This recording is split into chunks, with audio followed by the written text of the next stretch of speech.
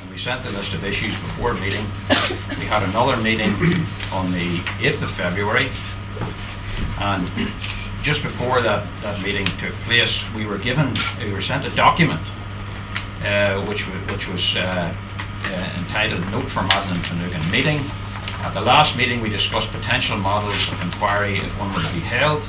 This note sets out an overview of 3 current examples to aid discussion and to assist the family in making representations to the Secretary of State. That was dated January 2011. It set out the Baha Musa inquiry, 2005 Act example. And it said there's a detailed, in the document it said there was a detailed protocol in place, which we hadn't got, but we got later. And then they referred to a non-statutory inquiry example, the Gibson inquiry, established by the Prime Minister in July 2010. And the other one was the information recovery example, which was a Hillsborough panel, which was a chairperson and 8 independent panel members to conduct an inquiry into the Hillsborough disaster in the football ground. And that was the document they issued. There's nothing about a review of papers. Nothing. Not in that document, not at any discussions. Nothing about a review of papers. So what happened then is we had a meeting then, subsequent to that, on the 8th of February. The legal team met again. John and Michael attended as part of the legal team. And I'm going to just quote some parts of the discussion, and I'll publish these shortly. The official said a number of other things. He says, what won't happen is a period of silence and then a public announcement. The family will be forewarned. Scout's honour. The Secretary of State has given that undertaking, and not to do so would be out of keeping with the Secretary of State's engagement with the family. Now, we went on to talk about the Baha Musa case. We said we hadn't got the protocol, and they said we'd get it for you. It's on the website. We talked about the restriction notice. We told them we had the protocol in the El Sweeney case, which is another Iraq case, and we had a full discussion about the issues in our issue paper. And we told them very clearly, I told the officials that the family were not interested in a long drawn-out inquiry. We told them that. And there was a discussion then about the 2 other principles. The principle 1, the state has its own Article 2 responsibilities, the way in which sensitive material is shared with the inquiry but doesn't get into the public domain. And we said the family have always recognised that there are going to be Article 2 issues in which certain material will not be made public, not even to the families. We recognise that. And then the second is the cost, is what they raised the cost. And the second is the cost, which is linked into how long the inquiry will take. And then they said we then looked at 3 examples that I've just mentioned there, and we said that it may be a good idea. But we emphasised at that time that we weren't interested in having a long drawn-out thing. If the Finucane family want closure on this issue, they want the truth. They want the truth in a properly conducted way, and they want to have a structure in which that truth is likely to be provided. So we told them we didn't want a long drawn-out inquiry. So I don't know what the Secretary of State or even David Cameron is saying, or what he means by what he's saying, and we made it very clear about what our position was. We told him we weren't interested in a non-statutory inquiry. And then at the end of that meeting, we were told, just tell us what the family wants. So having had that discussion, we then issued our submissions on the 10th of March, in which we set out what we wanted. And what we said very clearly, we want a Baha Musa type inquiry under the Inquiries Act without the restriction notice. We had no problem about restriction orders under Section 19. Restriction order is an order issued by the chairman of the panel. We had no problem about that at all. We were concerned about the notice. There were no notices in Baha Musa's case. And we said, well, we have one of those, please. And that was what we put that out. That was what we were asked to do. We put that out.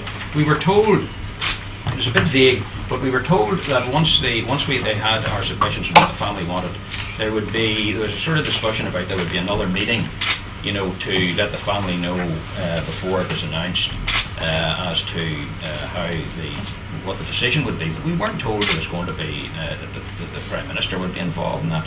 We weren't told that there would be a meeting in Downing Street. We were simply told that there would be a reconvening of the legal team meeting, and they would say, well, look, here's what we've decided to do.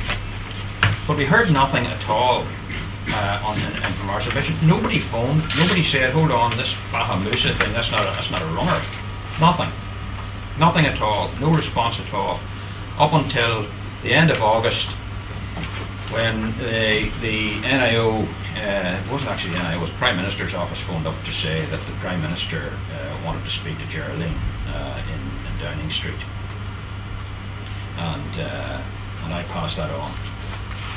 So, toing and froing again, and we arranged the meeting on the 12th of October, Tuesday past. And again, what I wanted to know was, before actually attending the meeting, was what's it all about? What is the agenda? I wanted to know what was going on. I was totally unexpected. It was totally out of the blue that David Cameron would be involved in this. He hadn't been involved up until then. So I had a phone conversation with a senior official who was actually heading the legal team. He told me on the 7th of October, he said the Prime Minister personally spent time looking at the case and he knows the background. We explained it to him, that's what he said. Expect things to happen. The Prime Minister will set out his strong feelings about the case and how it should be handled. He confirmed the need to reveal the truth. He will set out a process where he thinks we will get there. He said that there was a lot of press speculation about the government. There was a lot of press speculation, he says, but the government have not been briefing the press. That's what he said. The Prime Minister is committed to explain things to the family first. Nobody is talking to the media from the government. That's what he said. The number of people in the government who know about this, you could count on two hands. I asked about the agenda. He said there really wasn't one. The Prime Minister will say, I've looked at it and I will put it to Mrs. Finucane what we are going to do. The meeting is not intended to be part of a continuing process of the legal discussions, and the Prime Minister will not ask for the family views. He will say, this is what we think we should do about it, and he wants the family's reaction to that. You can react in whatever way you want. The Prime Minister has taken a decision, and he wants to put to the family what he thinks he should do about it. He's taken a decision, and he wants to put it to the family what he thinks he should do about it. And it will depend on how you react to what he says. He has a solution which he is convinced will reveal the truth which satisfies the family. It will depend on how the family react. Nothing is written in stone here. I wasn't sure what that meant, but that's what he said. You can be reasonably confident that the Prime Minister will not say, this is a complete load of hooey, go away. The Prime Minister wants to meet the family in a personal setting, and Owen Patterson will be there, and possibly one or two officials. So that was as far as he would go. As he didn't say what the decision was. That's as far as he would go. Now, on the way to the airport on Tuesday morning, I saw and heard a statement on the radio, a statement from the government, and it said that, and actually the statement from the family as well. The family have said they want an inquiry that is public, effective, and independent. The government have said they hope the Finucane family will be satisfied with their response. Now, that's the backdrop. You've heard Geraldine and you've heard John and Michael about what actually happened at that meeting. Now, I mean, personally, I couldn't believe my ears. I couldn't believe what I was hearing. That was not the way to break bad news to the Finucane family. The way that should have been done was that if they decided that they weren't going to have a public inquiry, they should have had another legal meeting and said to me, well, look, this is the government decision here. You can relay that to Mrs. Finucane. And that's the way that should have been done. Now, they have it's been very painful to say all along that there's no decision made, and you've come along to London, you'll hear the decision. We're not telling you what the decision is, but come along to London and we'll tell you what the decision is. But nobody expected, none of the family, I didn't expect to be given bad news at that meeting, although they didn't say exactly what the news was. But if they were giving bad news as they were giving bad news, they should have put that in a different way. They should never have brought Geraldine and the family. So, that's my view on that, and I think it was disgraceful. I don't know why it happened that way, but they knew that the family wanted a public inquiry, and nothing less. And then not only that, but the family wanted a public inquiry under the Inquiries Act. So that's my view about that. And you know, the government view might be, oh well, we never really did say, you know, what we would do. We never did say that there would be a public inquiry, did we? And we did say that if it wasn't in the public interest, you know, we'd make a decision about whether it's in the public interest or not. They did say all that there. Of course they did. Of course they did. But they knew that they were giving bad news to the family. They knew that before they invited the family over. It was disgraceful. In fact, I couldn't contain myself at the meeting. As you say, I just couldn't contain myself. It was disgraceful. It was outrageous. In fact, after the family gave their very strong views as a result of that, David Cameron and Owen Patterson scampered out of the room. Scampered out of the room and left us sitting there. I just never seen anything like it in my life. It was bizarre. So that's my view. That's the background. And there are documents here. I will publish them. There's a major issue about this review. A major issue about the review. People probably know that already. I may be stating the obvious, but I've got here a bunch of statements here from the district court. Right, these are statements of evidence. Now, if I went to the court and the judge who had actually read those said, "Oh, I've read those papers and I found your client guilty," and I said, "Oh, thanks very much, Judge. Don't be too harsh on him," it would be outrageous. It would be outrageous.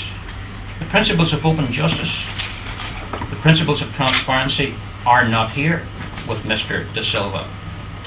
Now, how can Mr. De Silva read pages and statements and say he can get to the truth? How does he know that individual statements are truthful statements? How does he know they're genuine statements? He can't. This idea of coming to the truth and reading documents that Mr. Stevens investigated, it is nonsense. And I told David Cameron it was nonsense. And you know, probably stating the obvious again, but it's just ridiculous. It's bizarre. I've never come across it in my life that they would say that reading statements will lead to the truth. It just doesn't make sense. That's really all I wanted to say about that. I think the subtlety of what has happened over the past 12 months was we have announced this conference today very reluctantly. Throughout the past 23 years, there have been many periods within that time where we have taken part in discussions which, for one reason or another, have had to be kept private, and we have always honoured that privacy and that confidentiality, whether we are talking with British or Irish or American governments or officials or other bodies. The fact that since the meeting on Tuesday, the government seemed to be very surprised that there's an atmosphere that the Finucane family were misled, I think has led us to the press conference today. And I find it deeply insulting that the British government appear to be saying that it's okay to allow us to think a certain course will happen, but as long as I don't directly lie to your face, then that's okay. It can't be overstated how important it was that a model which they knew we were receptive to was brought to the conversation, into the discussions by them. They had our submissions, they had our position, and without labouring the point that Peter has made, that cannot be overstated. And I think that has led to the anger that my family have had since Tuesday. And whilst I don't wish to dwell on what has happened over the past 12 months, I think the very clear message that we want to send out today is that whilst we are disappointed, that we do feel humiliated, the support that we have received and the family have received on a private level from people in society here, and also from a political level all around the world, has encouraged us so much, and we want to extend our thanks and our gratitude to everybody who has encouraged and supported us, especially this week. it has made us even more determined, and my mother has said it in her speech, we will continue to campaign. We are certainly not on our own. And I think the British government should be worried that nobody is buying this. Nobody is buying this line that they did not mislead us for the past 12 months. And nobody is seriously buying this option that a review has any ability or any capability of getting to the truth. Do you believe it's possible that they had intended to offer you the inquiry? As you say, you assumed they were going to tell you on Tuesday. And did something change their mind? There's a lot of speculation about that. I don't think as a family we will ever truly know the answer. There had been leaks in the summer that an inquiry was to be announced.